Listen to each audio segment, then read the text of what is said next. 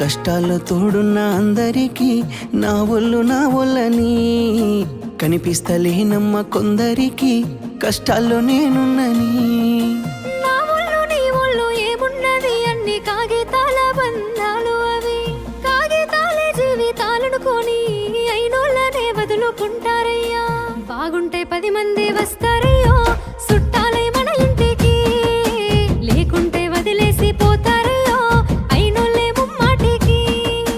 చూస్తున్న చుట్టంత కళ్ళతోని జరిగేది నాటకమే, నా ఒళ్ళు మా ఒళ్ళు అనిపించేది చేత చెల్లేటి కాగితమే.